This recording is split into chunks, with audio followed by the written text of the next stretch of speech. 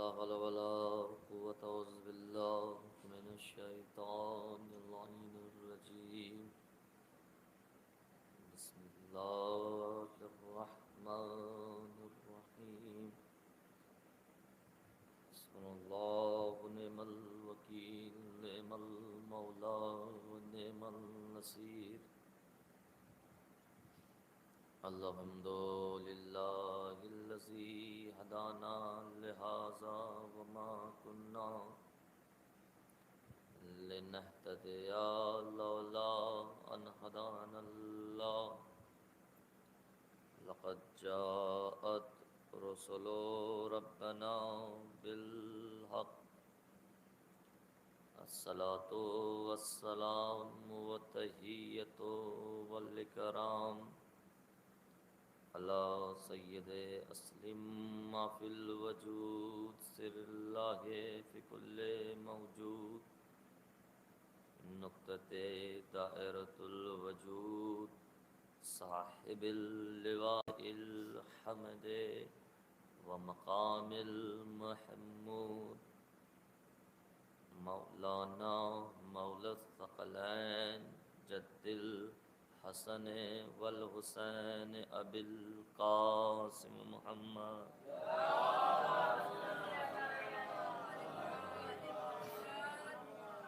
وعلى أهل البيت الطيبين الطاهرين المعصومين المظلومين ولعنة الله على أعدائهم أجمعين من يومنا هذا إلى قيام يوم الدين. أما بعد فقد قال الله تبارك وتعالى في كتابه المبين وهو أصدق الصادقين وقوله الحق بالحق. بسم الله الرحمن الرحيم. والذين جاهدوا فينا لنهدينهم سبلنا وإن الله لمع المحسنين. صلوات پڑھیں پر محمد.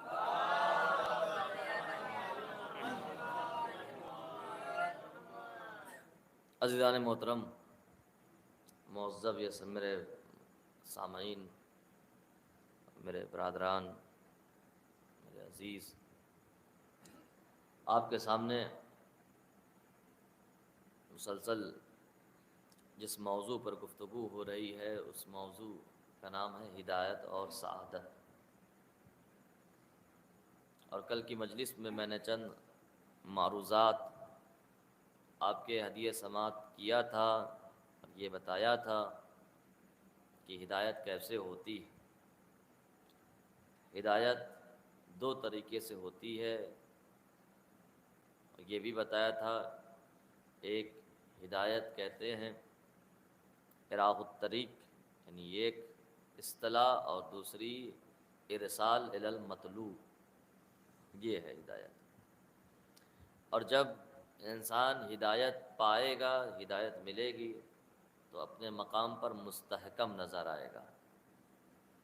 کوئی دنیا کی کوئی طاقت، دنیا کا کوئی انسان، دنیا کا کوئی لوگ، کوئی شخص آپ کو گمراہ نہیں کر سکتا. آپ اس لائق بن جائیں گے کہ آپ کے اثرات دنیا پر آئیں گے، دنیا کے اثر آپ پر نہیں آئیں گے.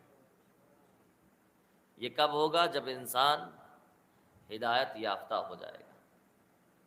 عزیزان گرامی، یاد رکھیے کہ دنیا میں کوئی بھی انسان، اس لیے کہ قرآن کہہ رہا ہے والذین جاہدوا فینا، کوئی بھی انسان، کوئی بھی شخص کوشش کرے، لنہدینہم سبلنا، ہم ضرور ضرور ضرور اس کی ہدایت کریں گے. یعنی جو بھی کوشش کرے گا اس کی ہدایت ہوگی. تو کوشش کرنا یہ آپ کا کام ہے، ہدایت کرنا پروردگار کا کام ہے. آپ کا صرف کام ہے کہ اللہ کی راہ میں کوشش کریں. دنیا میں کوئی بھی انسان آپ اٹھا کے دیکھیں، مشاہدہ کریں، تو کوئی بھی انسان آپ کو 100% صحیح نہیں ملے گا. یا تو کوئی انسان مثبت ملے گا یا تو منفی ملے گا.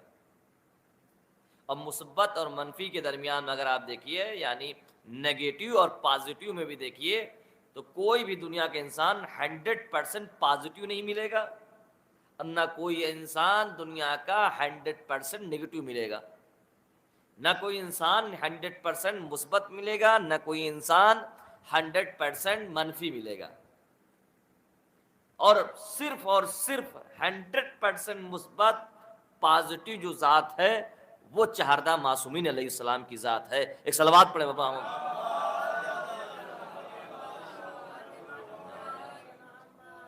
اس کے علاوہ کوئی اور ذات نہیں ہے جو 100% جو ہے. ایک اور صلوات پڑھے محمد والے محمد. آ جائیں تو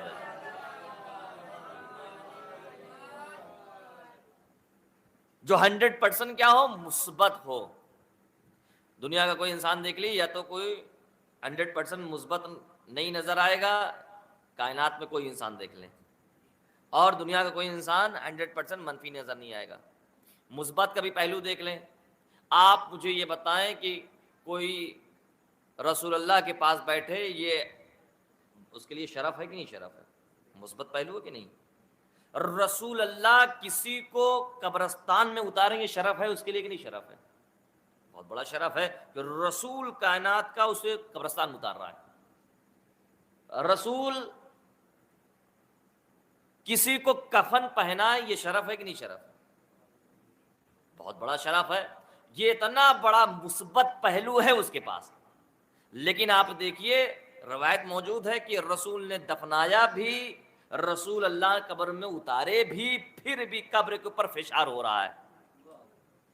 اس کا مطلب یہ کہ مثبت ہونا یہ الگ ہے، لیکن یہ منفی کا جو معاملہ یہ الگ ہے. یہ مثبت پہلو ہے، یہ منفی پہلو ہے. یا بھلے ٹھیک ہے، مثبت پہلو یہ ہے کہ رسول اللہ اس کو دفن کر رہے ہیں، رسول اللہ اس کو قبر میں اتار رہے ہیں، رسول اللہ قبر میں دفنا رہے ہیں، یہ بہت بڑا اہم پہلو ہے اور یہ بہت بڑا شرف کی بات ہے. لیکن قبر کا فشار جو ہو رہا ہے یہ بھی ایک منفی پہلو ہے. یہ ہے اور اس کو آپ انکار نہیں کر سکتے. اور یہی وجہ ہے کہ اگر آپ دنیا کے اندر کوئی انسان ایسا ڈھونڈیے گا جو 100% 100% اس کے اندر کوئی برائی نہ ہو، 100% کیا ہو، مثبت ہو، پازیٹیو ہو، تو دنیا میں آپ اکیلے رہ جائیے گا. کوئی ایسا نہیں ملے گا. اور اکیلا ہی صاحب چھوڑ دیجئے، جب اکیلے رہ جائیے گا پھر اور پریشان ہو جائیے گا، اس لیے کہ آپ بھی 100% مثبت نہیں ہیں، آپ بھی 100% پازیٹیو نہیں ہیں. اور جب اپنے اندر بھی نہیں پائیے گا تو ایک مرتبہ پریشان ہوئیے گا اور اس کے بعد خودکشی کر لیجئے گا. ایسے ہی ہوتی ہے خودکشی. بہت سے لوگ خودکشی کر بیٹھے ہیں اس لیے کہ پہلے دوسرے سے مطمئن ہونا چاہتے ہیں، جب دوسرے سے مطمئن نہیں ہوتے پھر اپنے آپ سے مطمئن نہیں ہوتے، اس کے بعد آخر میں کیا کرتے ہیں، خودکشی کا راستہ اختیار کر لیتے ہیں. تو یہ ہے ایک پہلو.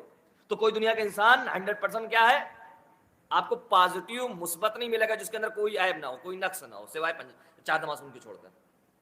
اور دوسرے اینگل سے دیکھیے، دنیا کا کوئی بھی انسان 100% نیگیٹو نہیں ملے گا، منفی نہیں ملے گا.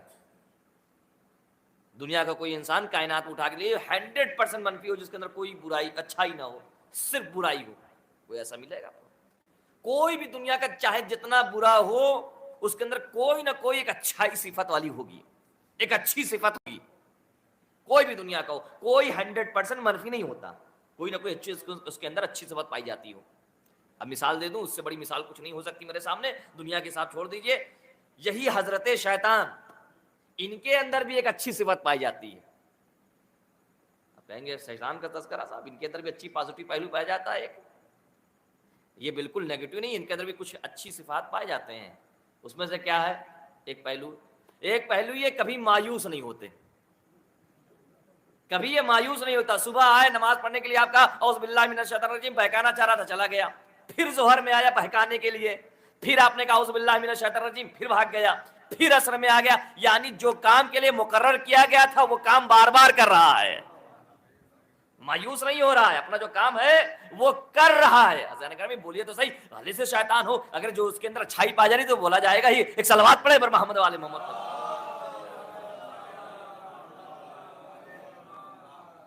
تو ایک پہلو اس کے اندر بھی ہے کہ وہ کبھی مایوس نہیں ہوتا. لہذا امیر المومنین فرماتے ہیں کہ لوگوں کے سلسلے سے کہ وہ باطل پہ ہوتے ہوئے بھی آپس میں بکھرے ہونے کے بعد بھی جمع ہے، باطل پہ ہوتے ہوئے بھی جمع ہے، اور تم ایک پر بھی ہونے کے باوجود بھی جمع نہیں ہو پا رہے ہو.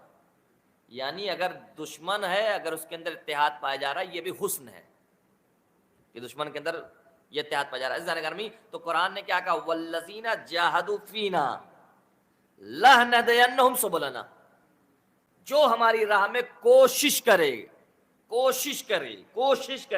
ہم اسے ضرور ضرور ضرور ہدایت کریں گے. اب کیا صاحب، ایک طرف مثبت پہلو ایک طرف نگیٹو پہلو. دنیا کا کوئی انسان جو ہے ہم کو مثبت پورا نہیں دکھائی دیتا کائنات میں، نہ دنیا کا کوئی انسان 100% نگیٹو دکھائی جاتا ہے. نہ میں مثبت پہلو میرے اندر دیکھے گا تو 100% میں مثبت پایا جائے گا، نہ میرے اندر نگیٹو پہلو دیکھے گا نہ 100% میرے اندر نگیٹو پہلو پایا جائے گا. آپ کے اندر بھی 100% مثبت پہلو نہیں پایا جائے گا، نہ 100% منفی پہلو پایا جائے گا. تو کیا کریں صاحب؟ جب مثبت 100% نہیں ہے، جب منفی 100% نہیں ہے، تو کریں تو کیا کریں؟ کیا چھوڑ دیں؟ کہا نہیں، چھوڑنا نہیں ہے. نہ آپ منفی نہیں ہے تو چھوڑ دیں، چاہے کہ آپ مثبت نہیں ہو پا رہے ہیں تو چھوڑ دیں، سب کچھ ترک کر دیں، اب اکیلے رہیں. نہیں، اکیلے مت رہیے. کرنا کیا ہے؟ کوشش کریں، کوشش کرنا. والذین جاہدوا فینا، آپ کا کام ہے کوشش کرنا. آپ کوشش کرتے رہیے، جتنا ہو سکے آپ کوشش کریے. نتیجہ کیا نکلے گا یہ آپ اس پر چھوڑ دیجیے. آپ کا کام ہے راہ ہدایت کو تلاش کرنا، راہ ہدایت پہ چلنا، کوشش کرنا آپ کا کام ہے.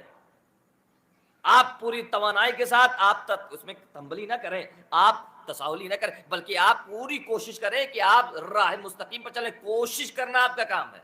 نتیجے سے مطلب نہیں ہے کہ آپ کامیاب ہوتے ہیں کہ نہیں کامیاب ہوتے ہیں، یہ آپ سے مطلب نہیں. آپ کا کام ہے کیا؟ راہ حق پر، صحیح راستے پر چلنے. اور یہی وجہ ہے کہ امام خمینی علی اللہ مقامہ، ایک صلوات پڑھے پر محمد والے محمد پر. بیٹھ جاؤ بیٹا. جب پیرس سے ایران آ رہے تھے تو ایئرپورٹ پہ ایک میڈیا والے نے پوچھا امام خمینی سے، یہ بتائیے کہ آپ ایران جا رہے ہیں؟ کہ لگے ہاں. کیا ایران میں آپ اتنا بڑا انقلاب لانا چاہ رہے ہیں، کیا انقلاب میں کامیاب ہو جائیں گے؟ تو امام خمینی نے کہا معلوم نہیں. کہا اچھا، آپ یہاں سے پرواز کر رہی ہے آپ کی فلائٹ، آپ سے یہاں سے اڑ رہے ہیں اور تہران کے سارے ایئرپورٹ بند کر دیے گئے ہیں، کیا آپ کی فلائٹ وہاں پہ اتر پائے گی؟ کیا نہیں معلوم. دیکھیے اگر ہم سے کوئی سوال کرے کچھ نہ کچھ تو بول ہی دیں گے اپنی عزت کو بچانے کے لیے، لیکن خمینی کیا کہہ رہا ہے؟ نہیں معلوم. کہنے لگے ایسا نہیں آپ کی فلائٹ اڑے اور آسمانی بھی آپ کی فلائٹ کو مار دیا جائے، آپ پہنچے ہی نہیں. کہا نہیں معلوم.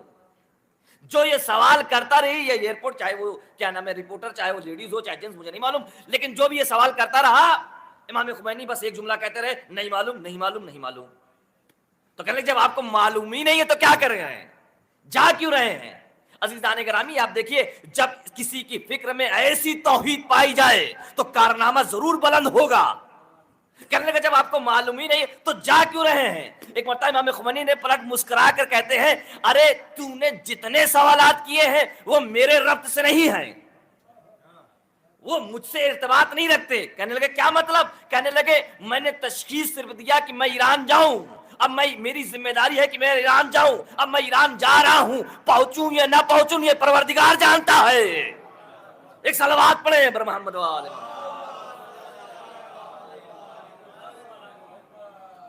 تو آپ کا کام صرف کیا ہے؟ کوشش کرنا. کوشش آپ کریے، نتیجہ کیا ہوتا ہے وہ پروردگار عطا کرے گا. نتیجہ پروردگار عالم جانتا ہے، اس کے علاوہ کوئی نہیں جانتا کہ نتیجہ کیا ہوگا. لہذا آپ صرف دین کی راہ میں کوشش کرتے رہیے. کوشش کرنا آپ کا کام ہے، نتیجہ کیا ہوگا وہ پروردگار عالم جانتا ہے. تو نتیجے سے مطلب نہ رکھیے. تو کہا والذین جاہدوا فینا، جو بھی ہماری راہ میں کوشش کرے.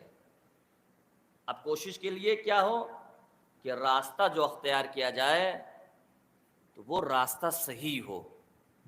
اگر راستہ صحیح نہیں ہے تو ہو یہ سکتا ہے کہ آپ کر رہے ہیں، آپ جس کو سوچ رہے ہیں کہ یہ عبادت ہو رہی ہے، یہ عبادت نہیں ہو رہی ہے، بلکہ بظاہر عبادت ہو رہی ہے لیکن ہو کچھ اور رہا ہے. ایسا تو نہیں ہے کہ عبادت کر رہے ہیں یا نفس کی پیروی کر رہے ہیں. ایسا تو نہیں ہے کہ آپ ظاہراً سوچ رہے ہیں کہ صاحب ہم یہ کام کر رہے ہیں، یہ اچھا کام کر رہے ہیں، لیکن ہو کیا رہا ہے؟ برا کام ہو رہا ہے. دیکھیے بعض چیزیں ایسی ہیں جس کو ظاہراً ہم یہ سوچتے ہیں کہ یہ خراب ہے، اگر نیت اچھی نہ ہو. کام اچھا تھا، ظاہراً کام اچھا تھا، لیکن نیت درست نہیں ہے تو کام بیکار. اور ہو سکتا ہے کہ کام خراب ہو غلطی سے، یعنی ظاہراً لوگوں کے سامنے کام جو دکھ رہا ہے غلط ہو، لیکن اگر نیت درست ہے وہ کام اچھا ہے. نیت درست ہونا چاہیے. عزیزان گرامی، آپ یہ سوچیے جو بھی کام کریے اللہ کے لیے، راہ ہدایت کے لیے، وہ یہ سب صرف اور صرف یہ سوچ کے کیجئے کہ ہم اللہ کے لیے کر رہے ہیں. آپ یہ سوچ لیجئے کہ ہم اللہ کے لیے کر رہے ہیں. آپ کا پورا فوکس کیا ہونا چاہیے؟ اللہ کی طرف ہونا چاہیے. آپ مجلس پڑھ رہے ہیں تو فوکس کیا ہونا چاہیے؟ اللہ کی طرف ہونا چاہیے. ایسا نہیں کہ میں ممبر پہ بیٹھوں، اگر میں اللہ کے لیے پڑھوں گا تو مجھے آپ لوگوں سے کوئی سروکار نہیں ہوگا.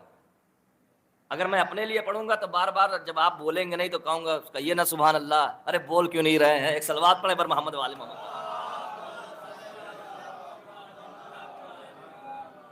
آپ کے اندر کیا ہونا چاہیے؟ آپ صرف اللہ کے لیے سوچئے.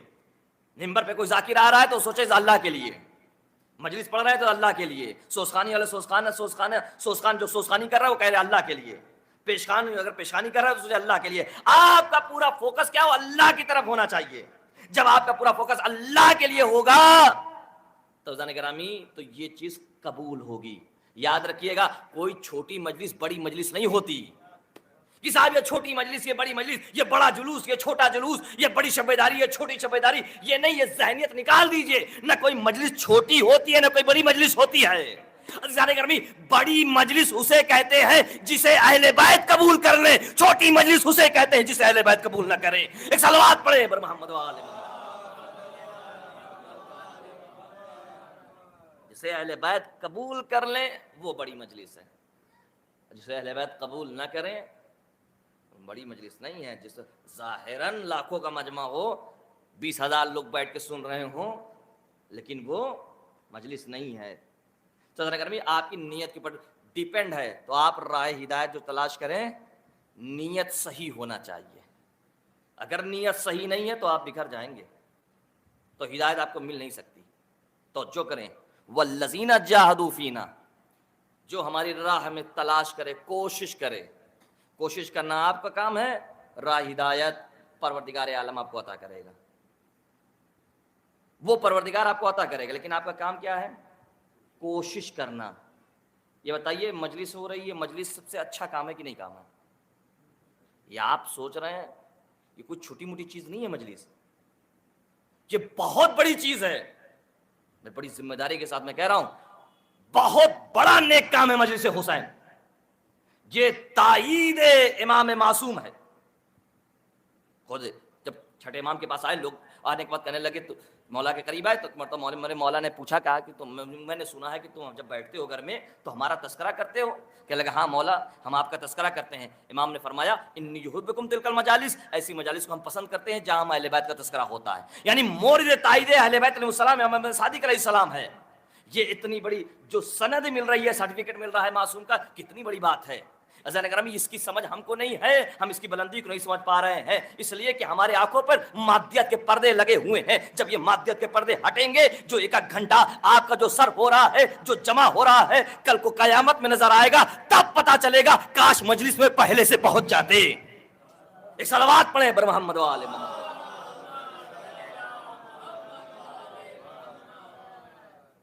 تو بظاہر نیک کام آپ کو دکھائی دے رہا ہے بعض چیزوں میں، لیکن ہوتا کیا صاحب؟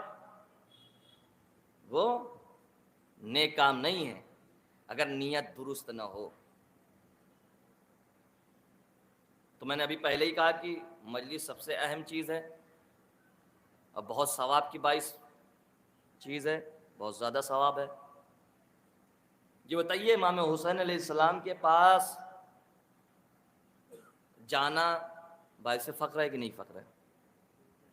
امام حسین کے چہرے کی زیارت کرنا یہ ثواب ہے کہ نہیں ثواب ہے؟ بالکل ثواب ہے. امام حسین علیہ السلام کی راہ میں اپنے آپ کو شہید کروا لینا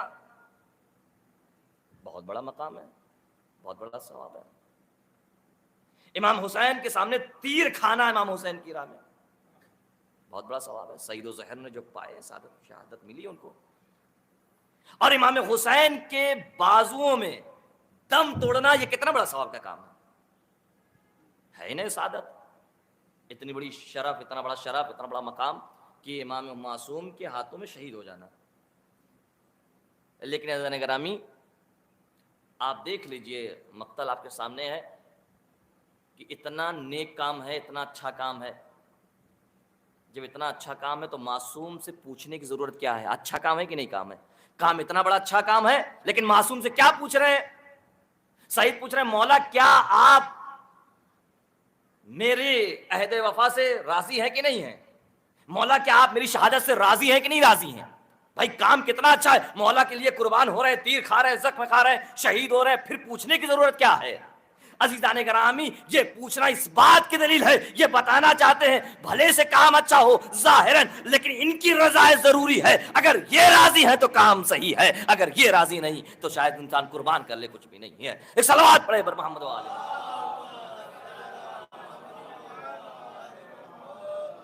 ان کی رضایت ضروری ہے.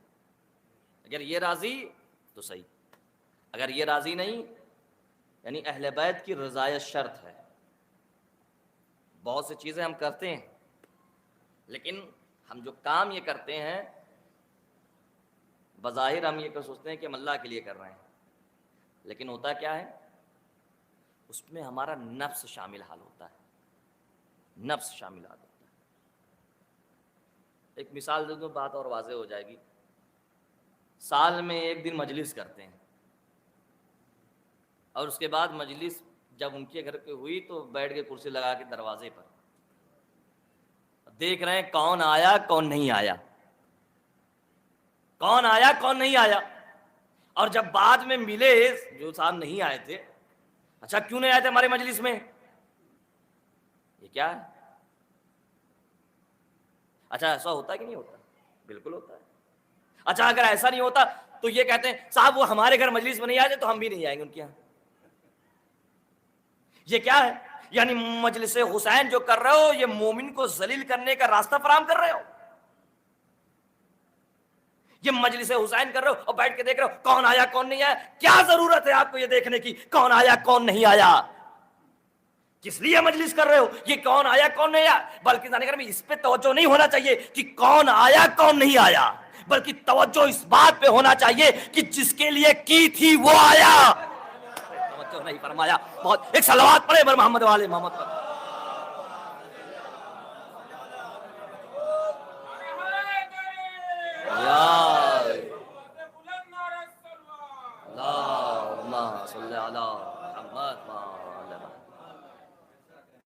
کہ توجہ اس چیز پہ ہونا چاہیے کہ جس کے لیے کی تھی وہ آیا یا نہیں آیا. اگر وہ آ گیا پھر کوئی ضرورت ہے نہیں ہے کہ کوئی آئے یا نہ آئے. آپ پہ کوئی ضرورت نہیں ہے، آپ پہ لازمی نہیں ہے. آپ الہی فوج کے کمانڈر تھوڑی ہے کہ آپ دیکھیں پکڑیں چیک کریں سب کو کہ کون آیا کون نہیں آیا. چھوڑ دیجئے اس کے حال پر کہ جو آئے گا یہ اس کا نصیب ہے. اس سے آپ کو مطلب نہیں، اس سے آپ گریز نہیں. عزیزان گرامی تو اللہ کے لیے کام کر رہے ہو، آپ کا پورا فوکس کیا ہونا چاہیے؟ اللہ کے لیے ہونا چاہیے. نماز پڑھ رہے ہیں لیکن اللہ کے لیے اگر نہیں پڑھ رہے ہیں تو نماز بیکار ہے. اگر آپ کا فوکس کیا ہے؟ لوگوں کو دکھانے کے لیے کر رہے ہیں، ریاکاری ہے تو نماز بیکار ہے. کوئی بھی دنیا کی عبادت آپ اٹھا کے دیکھ لیجئے، اگر اس میں اللہ کی رضا شامل حال نہیں ہے، چاہے وہ نماز ہو، چاہے وہ مسجد ہو، چاہے وہ مجلس ہو، چاہے وہ فرش حسینی ہو، کوئی بھی کام ہو، اگر رضا الہی نہیں ہے تو بیکار ہے. اس چیز کو سوچ لیں.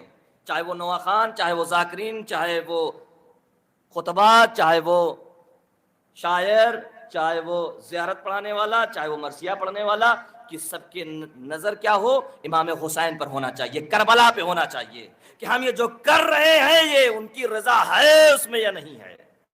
ان کے لیے کر رہے ہیں. ایسا نہ ہو کہ ہمارا نفس شامل ہو. بہت سے ایسے کام گرامی پوری توجہ اس پہ ہونا چاہیے کہ بہت سے ایسے کام ہیں جو ہم کرتے ہیں اور دکھاوا یہ ہوتا ہے صاحب ہم مولا کے لیے کر رہے ہیں، اللہ کے لیے کر رہے ہیں، لیکن اس میں ہمارا نفس شامل حال ہوتا ہے. میں نے کل کے مجلس میں کہا تھا نفس کوئی ایسی چیز نہیں ہے، یہی آپ کی روح ہے. جب خواہشات کو اگر بیان کیا جائے خواہشات کی شکل میں تبدیل ہوتی ہے تو اسی روح کو نفس کہتے ہیں. تو بہت سے ایسے کام ہم کرتے ہیں کہ بظاہر کیا ہوتا ہے صاحب کہ ہم اللہ کے لیے کر رہے ہیں, اس میں اس کی نفس شامل حال ہوتا ہے. قرآن نے 2 الہ بیان کیے ہیں, پوری توجہ, 2 الہ بیان کیے ہیں.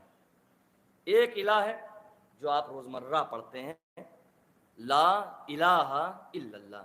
لا یعنی نہیں, الہ عبادت کی, الا اللہ سوائے خدا. اللہ کلمہ حصر ہے, انشاءاللہ کبھی اور بیان کروں گا مجلس میں آگے. یعنی کوئی خدا نہیں ہے, کوئی پرستش کے لائق نہیں ہے, کوئی عبادت کرنے لائق نہیں سوائے خدا کے. تو یہ کون ہے؟ یہ ایک الہ ہے. دوسرا الہ کیا ہے؟ دیکھیے بہت بات کو سمیٹنا چاہتا ہوں میں, کوشش بات کو پھیلانے کی نہیں چاہتا, میں چاہتا ہوں کہ کم وقت میں زیادہ بات کہہ دی جائے. دوسرا الہ ہے کہ رسول اللہ صلی اللہ علیہ وسلم کے اوپر وحی نازل ہوئی. قرآن نے کہا افرأیت من اتخذ الہ ہواہ. اے پیغمبر کیا آپ نہیں دیکھ رہے ہیں کہ یہ لوگ اپنے نفس کی پرستش کر رہے ہیں. یعنی ہوا یعنی نفس, خواہشات کی پرستش کر رہے ہیں. دنیا میں انسان کس کی عبادت کرتا ہے؟ کوئی انسان آپ نے ایسا دیکھا ہے کہ جو اپنی عبادت کرتا ہے؟ کوئی ایسا ہے؟ بتائیں مجھے. ہو سکتا ہے کہ میں نہ جانتا ہوں کہ جو خود اپنی عبادت کرتا ہے. کوئی سورج کی عبادت کرتا ہے, کوئی چاند کی عبادت کرتا ہے, کوئی پیڑ کی عبادت کرتا ہے, کوئی اپنے اعضاء کی عبادت کرتا ہے. سب کوئی نہ کوئی عبادت کرتا ہے. کوئی اپنی خود کی عبادت نہیں کرتا ہے, کسی نہ کسی چیز کی عبادت کرتا ہے انسان. اپنی عبادت کون کرتا ہے؟ کہ پیغمبر آپ نے نہیں دیکھا یہ اپنی خواہشات اپنے نفس کی عبادت کرتے ہیں. اب اس آیت کا شان نزول دیکھیے. اس آیت کا جب شان نزول آپ دیکھیے گا تو شان نزول میں بیان کیا گیا ہے کہ قریش و کفار یہ جاتے تھے بت لاتے تھے, اب بت لانے کے بعد رکھ دیتے تھے, اور جس کے جتنے خوبصورت بت ہوتے تھے, جتنے اچھے بت ہوتے تھے, اس کی عزت سماج میں, معاشرے میں, کلچر میں زیادہ ہوتی تھی. اور جو وہ بت لاتے تھے, بت تو آپ نے دیکھا ہوگا دم سیدھا کھڑا رہتا ہے, بت لا کے رکھ دیتے تھے, اب اس کی پوجا کرتے تھے. سال بھر اس بت کی پوجا کرتے تھے, پھر سال بھر کے بعد پھر ایک میلہ لگتا تھا. اب اس میلے میں پوری توجہ ہونا چاہیے اس پہ. اس میلے میں اس بت کو لے آتے تھے, دوبارہ پھینک دیتے تھے. نیا اسٹاک میں جو نیا ورژن آتا تھا اس بت کو لاتے تھے, پھر رکھتے تھے, پھر اس کی پوجا شروع ہو جاتی تھی. یعنی اب جو 1 سال پہلے رکھا تھا اس کو پھینک دیا, اس لیے پرانا ہو گیا. اب جو لیٹسٹ آیا ماڈل, اب اس کو اٹھا لیا, جو اچھا تھا خوبصورت تھا, مارکیٹ سے گئے اور جا کے اس کو لا دیا. جیسے آپ نے کمپیوٹر میں دیکھا ہے تو کبھی پہلے ونڈو پھر ایکس پی, اب پتہ کیا کیا الگ الگ ورژن آ گیا. جیسے موبائل سادہ تھا پہلے نوکیا والا, پھر اس کے بعد کی پیڈ والا, پھر اس کے بعد ملٹی میڈیا آ گیا, تو 4G تو 5G وغیرہ وغیرہ. تو اسی طریقے سے یہ کیا کرتے تھے صاحب, ان کا یہ عالم تھا کہ یہ ہمیشہ کیا کرتے تھے, ایک بت توڑتے تھے یعنی پھینکتے تھے, دوسرا نیا بت اگر آ گیا مارکیٹ میں جو خوبصورت جو اچھا لگے دیکھنے میں, اس کو لاتے تھے, پھر اس کی پوجا کرتے تھے. اس میں کس کی اتباع کر رہے ہیں وہ؟ یعنی پتہ یہ چلا کہ وہ بت کی پوجا نہیں کر رہے ہیں بلکہ اپنی خواہشات نفس کی پوجا کر رہے ہیں. تو جو چاہتا ہوں آپ کی اپنی خواہشات نفس کی پوجا کر رہے ہیں کہ ہمیں کیا پسند ہے, جو انہیں پسند ہے وہ اس کی پوجا کر رہے ہیں. اگر یہ بت کی پوجا کرتے تو اس بت کو رہنے دیتے, کم سے کم اس کی تو پرستش کرتے رہتے, دوسرا بھی لا کے رکھ دیتے. لیکن نہیں, جو نیا آ گیا اس کو لا کے رکھ دیا, پرانا جا کے پھینک دیا. یہ اپنی خواہشات, یہ کمبخت اتنے تھے, یہ بتوں کے ساتھ بھی اچھے نہیں تھے. یہ بتوں کی جو پرستش کرتے تھے, یہ ایسے نہیں, اپنی یہ بتوں کی پرستش نہیں ہوئی بلکہ اپنے نفس کی پرستش ہوئی. یعنی جو ہمیں پسند ہے ہم اس کی پوجا کریں گے, ہم اس کی پرستش کریں گے, ہم اس کی عبادت کریں گے. عزیزان گرامی, کہیں یہ بیماری ہمارے اندر بھی تو نہیں آ گئی, ہمارے سماج میں نہیں آ گئی, ہمارے کلچر میں تو نہیں آ گئی کہ ہمیں وہ جلوس پسند ہے, وہ مجلس پسند ہے، یہ ایسے ہونا چاہیے، یہ ایسے ہونا چاہیے۔ عزیزان گرامی، آپ یہ نہ دیکھیں کہ ایسے ہونا چاہیے، ویسے ہونا چاہیے، ایسا کریں گے تو زیادہ مجمع آئے گا، بلکہ آپ کے ذہن میں یہ ہونا چاہیے کہ ہم جو کر رہے ہیں کیا امام چاہتے ہیں کہ نہیں چاہتے، کیا علی ایسا چاہتے ہیں کہ نہیں چاہتے، یا حسین ایسا چاہتے ہیں کہ نہیں چاہتے، کیا زین العابدین ایسا چاہتے ہیں کہ نہیں چاہتے، یا حجت خدا ایسا چاہتا ہے کہ نہیں چاہتا۔ ایک صلوات پڑھیں پر محمد وآلہ محمد۔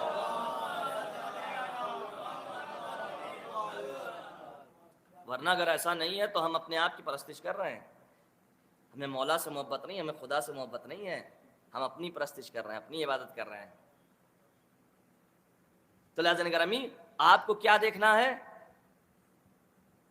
کہ امام کیا چاہتے ہیں، حجت خدا کیا چاہتا ہے، اس اعتبار سے آپ کو چلنا ہے، اس کے ساتھ چلنا ہے کہ اگر جس میں معصوم کی رضا شامل حال ہو اسے ساتھ ہے۔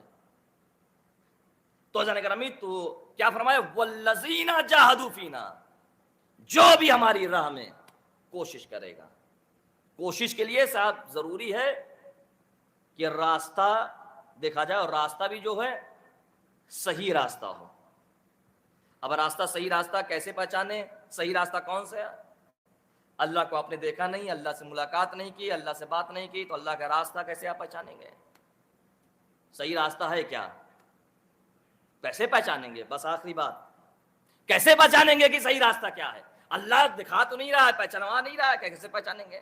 اللہ سے ہم مل بھی نہیں سکتے، صحیح راستہ کیسے پہچانیں؟ تو اسی لیے پروردگار عالم نے 10 مرتبہ وجوباً اور 51 مرتبہ وجوباً اور مستحباً دونوں ملا کر روز کہلواتا ہے آپ سے اہدنا الصراط المستقیم۔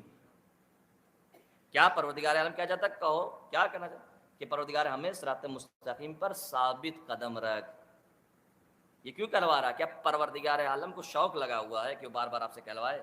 جیسے آج کل کے نیتا ہو گئے ہیں بعض کہ بڑا خوش ہوتے ہیں کہ ان کو بلایا جائے اور آنے کے بعد وہ نعرے لگ رہے ہیں، صاحب ان کا استقبال ہو رہا ہے، کیا کرنا، نعرے حیدری لبیک یا حسین، واہ واہ واہ واہ واہ واہ، اور وہ خوش ہو جا رہے ہیں، پھول کے پکوڑی ہوتے جا رہے ہیں۔ یہ پروردگار عالم نعوذ باللہ ایسا چاہتا ہے کہ لوگوں کی جبین جھکے اور لوگ کہیں اہدنا الصراط المستقیم، اہدنا الصراط المستقیم، پروردگار عالم خوش ہو کے کہے کیسے بندہ میں نے خلق کیا ہے کہ جو ہمیشہ ہماری عبادت کرتا ہے؟ نہیں، ایسا نہیں ہے۔ تو راہ مستقیم کیسے سمجھیں جسے ہدایت ملے؟ عزیزان گرامی، یہ تو چھوڑیے، اگر سمجھنا ہے تو خدا کے بندوں کو دیکھیے، اور بندوں کو چھوڑیے، جو بندوں کے 1400 سال کے بعد جو غلام آئے ہیں ان کو دیکھیے۔ امام خمینی رحمت اللہ علیہ، دیکھیے بات آگے پھر عرض کر دوں، امام خمینی بیٹھے ہوئے تھے تو ایک مرتبہ آیت اللہ بہشتی آئے۔ آیت اللہ بہشتی آپ کو معلوم ہے کون؟ آیت اللہ بہشتی اتنی بڑی شخصیت، اتنا پڑھا لکھا آدمی ہے کہ 24 گھنٹے کے اندر پورے ایران کا قانون اس نے مرتب کیا تھا، بنایا تھا، لکھا تھا 24 گھنٹے کے اندر، اتنی بڑی شخصیت۔ اور آنے کے بعد کیا کہتی ہے؟ امام خمینی سے کہتی ہے کہ اے امام خمینی، میں اپنے پد سے استعفیٰ دینا چاہتا ہوں۔ تو خمینی نے کہا کہ کیوں؟ کہا آپ نے سنا نہیں باہر لوگ کیا کہہ رہے ہیں، پورے تہران میں کیا شور ہو رہا ہے، کیا ہو رہا ہے؟ کہا تہران میں نعرے لگ رہے ہیں۔ کیسے نعرے لگ رہے ہیں؟ کیا نعرے لگ رہے ہیں؟ کہہ رہے ہیں لوگ کہہ رہے ہیں بہشتی مرد آباد مرد آباد، یعنی ایران میں کہا جائے مرگ بر بہشتی، مرگ بر بہشتی، یعنی بہشتی مرد آباد کے نعرے لگ رہے ہیں۔ کہا اچھا میرے بارے میں کیا کہہ رہے ہیں؟ کہہ رہے ہیں آپ کے بارے میں کیا کہنا، لوگ کہہ رہے ہیں سبحان اللہ، لوگ نعرے لگا رہے ہیں خمینی زندہ باد، خمینی کی تعریف کر رہے ہیں، آپ کے بارے میں ایسے کہہ رہے ہیں۔ اچھا، تو ایک مرتبہ پلٹ کی جملہ کہتے ہیں امام خمینی، جملہ رقم کر لیجئے گا اور اس جملے کو آپ اپنے کردار میں ڈھال لیجئے گا۔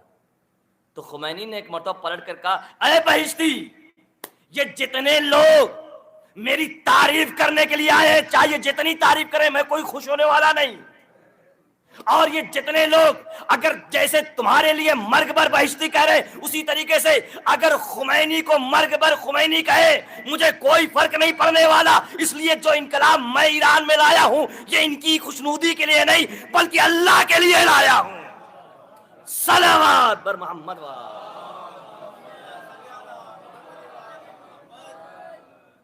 تو جان گرامی آپ کا یہی کام ہونا چاہیے. آپ جو بھی کام کریے تو یہ نہ دیکھیے کہ کون کیا کہہ رہا ہے, کسی سے مطلب نہ رکھیے. اگر آپ نیک کام کر رہے ہیں, اللہ کے لیے کر رہے ہیں, دین کے لیے کر رہے ہیں, شریعت کے لیے کر رہے ہیں, تو آپ کریے. کوئی یہ نہ دیکھیے کون کیا کہے گا. عزیزان گرامی یہی چیز ہے کہ امام خمینی کا ایک نظریہ ہے, نظریہ تکلیف بن کر سامنے آیا. تکلیف یعنی مکلف ہونا یعنی اپنی ذمہ داری کو سمجھنا, یعنی جو ذمہ داری تم پر دی گئی ہے اس ذمہ داری کو سمجھو. اگر وقت کہہ رہا ہے کہ یہاں پہ جہاد کرنا ہے تو جہاد کرو, کوئی صحیح کہے یا غلط کہے. اگر کہیں کہا جائے کہ صلح کرو تو وہاں صلح کرو, کوئی صحیح کہے یا غلط کہے. بڑے بھائی نے کر کے دکھایا, چھوٹے بھائی نے بھی کر کے دکھایا. ایک صلوات پڑھیں بر محمد و آل محمد.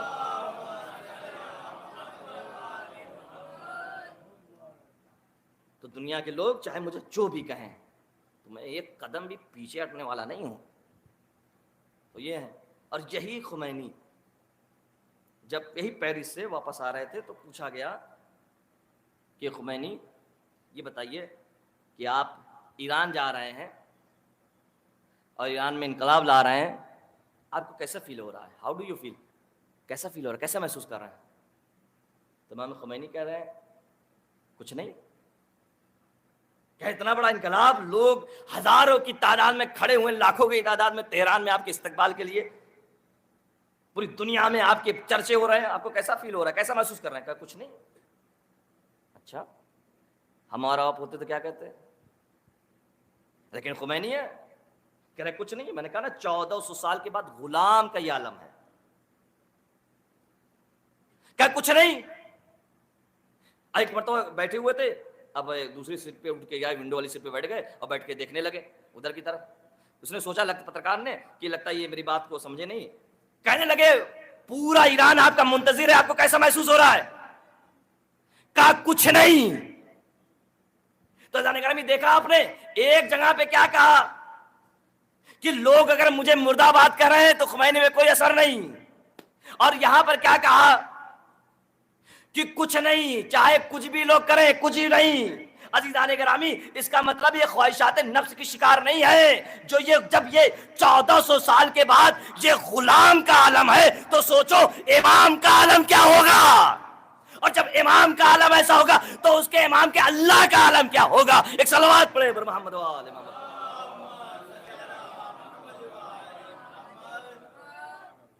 تو عزیزان گرامی ایسی اگر ہدایت مل جائے, اگر ہم بھی ایسے بن جائیں تو یقین جانیے آپ ہدایت پا گئے. اور کربلا میں ایسی ہدایت لوگ پائے. آپ سوچئے کیسے وہب قلبی کوئی شیعہ تھے نہیں, ایک عیسائی, لیکن کیسے حسین کے قریب آیا. شادی ہوئی ابھی کتنے دن ہوئے, مشکل سے شادی کے 10 دن ہوئے اور 8 دن کربلا میں گزار دیا, یعنی ٹوٹل 18 دن. لیکن عیسائی ہیں لیکن حسین سے کیا محبت کہ حسین کی طرف کھنچ کے چلے آئے. یہ کون سے لوگ تھے؟ جو ہدایت تلاش کر رہے تھے, کوشش کر رہے تھے, اور حسین نے ان کی کوشش کو پہنچا دیا اللہ کے لیے, ان کو اللہ کی راہ تک پہنچا دیا, ان کی کوشش کو کامیابی میں تبدیل کر دیا. اور یہی وجہ تھی کہ یہ ایسے تربیت یافتہ تھے کہ امام حسین نے کربلا میں کہا جیسے صحابی مجھے ملے نہ میرے نانا کو ملے نہ میرے بابا کو ملے. آپ محسوس کر سکتے ہیں اس جملے کو. رسول اللہ کے لیے کیا سلمان کم تھے, کیا ابو ذر کم تھے؟ لیکن رسول اللہ نے یہ جملہ نہیں کہا, مولا کائنات نے یہ جملہ نہیں کہا کہ مولا کائنات کے لیے مالک اشتر کم تھے, نہیں کمبر کم تھے, نہیں. پھر بھی اتنی بڑی شخصیتیں ہونے کے باوجود یہ جملہ نہیں کہا. کہہ رہے ہیں کون؟ امام حسین کہہ رہے ہیں. اب کس کے لیے؟ اپنے اصحاب کے لیے. اس کی وجہ کیا ہے معلوم ہے؟ ایسے اصحاب تھے, رسول اللہ کے ساتھ بھی اصحاب تھے, لیکن عزیزو جب کوئی جنگ ہوتی تھی, آج جنگ احد دیکھ لیجیے, رسول اللہ کے دندان مبارک شہید ہو گئے صحابہ کی موجودگی میں. یہاں تک کہ مولا کائنات جنگ میں جا رہے ہیں, تیر لگے ہیں پیروں میں مولا علی کے. بڑے بڑے صحابی موجود ہیں, چاہنے والے موجود ہیں, لیکن کربلا میں جیسے حسین کے صحابی تھے, جب تک زندہ تھے حسین پر ایک خروچ بھی نہیں آئی تھی. ایسے چاہنے والے, ایسے تربیت یافتہ, ایسے ہدایت پانے والے. اس لیے حسین نے کربلا میں کہا جیسے صحابی مجھے ملے، نہ میرے نانا کو ملے، نہ میرے بابا کو ملے۔ اللہ اکبر، کاش ایسے یہ شمع ہمارے دل میں بھی روشن ہو جائے، ایسی محبت کے پروانے ہم بھی امام حسین کے لیے بن جائیں۔ اللہ اکبر، ہم بھی حسین پہ اپنی جان کو قربان کر دیں، ہم بھی حسین کی راہ میں اپنے آپ کو قربان کر دیں۔ اللہ اکبر عزیزو، مصائب کی کوئی پڑھنے کی چیز نہیں ہے، مصائب بس تصور کرنے کی چیز ہے۔ آپ تصور کر لیجئے گا، میں انشاءاللہ مجلس تمام کر دوں گا۔ کربلا میں حسین نے ایک جملہ کہا تھا، انا قتیل الابرا۔ کبھی آپ نے محسوس کیا امام حسین نے کیوں جملہ کہا انا قتیل الابرا؟ کیا مطلب؟ مجھے رلا رلا کے قتل کیا گیا۔ آپ نے کبھی سوچا یہ جملہ امام حسین نے کیوں کہا، یہ فقرہ کیوں کہا کہ مجھے رلا رلا کے قتل کیا گیا؟ اس لیے حسین نے کہا کربلا میں انا قتیل الابرا، مجھے رلا رلا کے قتل کیا گیا، اس لیے کہ حسین ابھی ایک لاش کو خیمے میں نہ لا سکتے تھے، ابھی نہیں لائے، رو نہیں پائے، دوسرا کہتا تھا آقا میرا آخری سلام۔ اللہ اکبر، جزاک ربکم خیر الجزا، خدا آپ کو کوئی غم نہ دے سوائے مظلوم کربلا کو۔ حضرت یہ خاتون تھی جسے حسین نے پالا تھا، اور جب یہ بڑی ہو گئی تو حسین نے اس کی شادی کر دی۔ یہ کون تھی؟ یہ کوئی اور نہیں، یہ شیری تھی، جس کو حسین نے پالا اور بعد میں جب شادی کر دی۔ تو شیری آتی تھی ہمیشہ آقا حسین سے ملنے کے لیے، اور آ کے کہتی تھی مولا، ہر سال زیارت پہ آتی تھی، مولا آپ میرے گھر آئیے گا ضرور، مولا ہم چاہتے ہیں کہ میرا شوہر نے کہا کہ مولا سے کہو کہ میرے گھر ضرور آئیں، اس لیے کہ تیرے مولا نے تم پر بہت احسان کیے ہیں۔ میرا مولا نے جیسے سنا، امام حسین کہتے ہیں شیری میں تیرے گھر ضرور آؤں گا لیکن تو مجھے پہچان نہیں پائے گی۔ اللہ اکبر، یہ سننا تھا۔ ایک مرتبہ شیری کہتی ہے مولا وہ آنکھیں نہ رہیں جو اپنے آقا حسین کو نہ پہچانے۔ اللہ اکبر، ایک مرتبہ حسین کہتے ہیں نہیں شیری حالات بدل جائیں گے، لیکن اس شیری ایک بات کی میری طرف سے ایک وصیت سن لو اور یہ وصیت پہ عمل کرنا۔ کہنے لگے مولا کیا؟ کہنے لگا کہ دیکھو جب بھی راستے میں کوئی قیدی ملے تو قیدیوں کا بڑا خیال رکھنا، قیدی بڑے مظلوم ہوتے ہیں، انہیں کھانا بھی کھلانا، انہیں پانی بھی پلانا، کوئی بھی قیدی ہو اسے ضرور بلانا۔ کہا مولا ضرور۔ مطلب شیری چلی گئی، حالات بدل گئے، قاسم شہید ہو گئے، اکبر شہید ہو گئے، سب شہید ہو گئے، حسین کا لاشا نوکے نیزے پر، حسین کا سر ہے۔ اب ایک مرتبہ یہ قافلہ کربلا سے ہوتا ہوا کوفے میں پہنچا۔ ایک مرتبہ شیری کا شوہر کی نظر پڑی اس قافلے پہ، جیسے قافلے کو دیکھ رہا ہے کہ سارے شہداء کے سر نوکے نیزے پر ہیں، جیسے ہی سارے شہداء کے سر اوپر نظر گئی، کبھی علی اکبر کے سر پہ نظر گئی، کبھی قاسم کے سر پہ نظر گئی، کبھی اون و محمد کے سر پہ نظر گئی، ایک مرتبہ ایک 4 سال کی بچی پہ نظر گئی۔ کیا دیکھا؟ رخسار زخمی ہے، کانوں سے خون بہ رہا ہے۔ ایک مرتبہ دوڑا دوڑا گھر آیا اور جانے کے بعد کہتا ہے شیری تم کہتی تھی ہمیں کنیز کی ضرورت ہے، آج ایک کنیز کو میں نے دیکھا جو حسین کو ہم دے دیں گے، چلو اس کنیز کو لے کر آتے ہیں۔ ایک مرتبہ قافلے والوں کو بلایا گیا، شیر نے دسترخوان بچھایا اور بچھانے کے بعد کہا اے بیویوں جو کھانا کھانا ہے کھانا کھا لو، پانی پینا ہے پانی پی لو۔ اس لیے میرا آقا حسین کہا کرتا تھا ارے قیدیوں کا ضرور خیال کرنا، قیدی بڑے مظلوم ہوتے ہیں، یہاں پہ تمہیں کوئی مارے گا نہیں، یہاں پہ تمہیں کوئی ستائے گا نہیں۔ ازادار و روایت کے جملے ہیں۔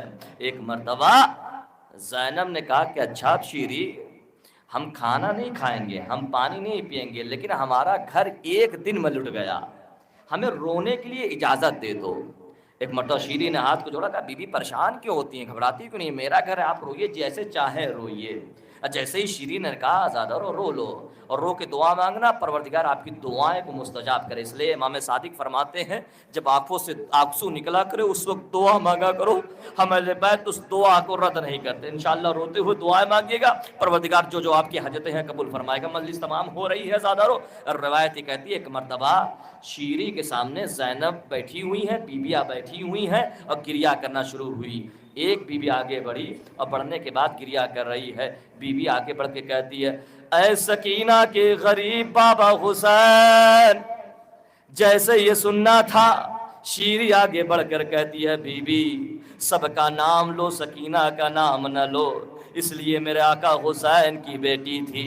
ایک مرتبہ بی بی بیٹھ گئی، ایک دوسری بی بی آگے بڑھی اور بڑھنے کے بعد گریہ کرنا شروع کیا، رو کر کہتی ہے اے عباس کے بھائی حسین، ہم تم پہ رو رہے ہیں۔ ارے جیسے یہ سننا تھا، شیری آگے بڑھی اور بڑھنے کے بعد کہتی ہے بی بی عباس کا نام نہ لو، ارے مقتول کا کوئی اور نام ہو تو اسے لے لو، اس لیے کہ عباس میرے آقا حسین کا بھائی کا نام ہے۔ ایک مرتبہ زیادہ اور وہ ساری بیبیاں بیٹھ گئیں۔ ایک مرتبہ زینب آگے بڑھی اور بڑھنے کے بعد رو کر کہتی ہے اے زینب کے غریب بھائی حسین، اے زینب کے غریب بھائی حسین، اے زینب کے مظلوم بھائی حسین۔ عزادارو یہ سننا تھا، شیری زینب کے قدموں میں گری، سر کو پیٹا، ماتم کر کے کہتی ہے بی بی آپ کون ہیں؟ زینب تڑپ کے کہتی ہے اے شیری، ارے تم نے پہچانا نہیں، منا زینب بنت علی، میں کوئی اور نہیں، میں زینب بنت علی ہوں۔ اے شیری قافلہ آ گیا، وہ حسین نو کے نیزے پر، یہ عباس، یہ قاسم کا سر، یہ کوئی اور نہیں، سکینہ جس کے رخساروں پر تماچوں کے نشان۔ شیری نے ماتم کرنا شروع کیا، اپنے شوہر کے پاس جا کے کہتی ہے اے تو نے غضب کر دیا، یہ تو آل محمد ہمارے گھر آ گئے۔ ظلموا من قلبین قلب انا للہ و انا الیہ راجعون رضن بقضاء و تسلیم الامر الہی بحق زہرا و ابیہ و بالہ و بنیہ و سر المستعودفیہ۔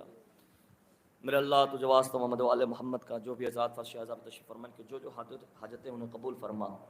اے میرے اللہ جو پریشان حال ان کے پریشانیوں کو دور فرما۔ اے میرے اللہ جن کے رزق میں تنگدستی ہے آل محمد کے صدقے میں ان کے رزق میں اضافہ فرما۔ اے میرے اللہ عابد بیمار علیہ السلام کے صدقے میں جو حضرات بیمار انہیں شفاء کاملہ و عاجلہ عنایت فرما۔ اے میرے اللہ پرچم اسلام کو سر بلند فرما، پرچم کفر و نفاق کو سر نگو فرما۔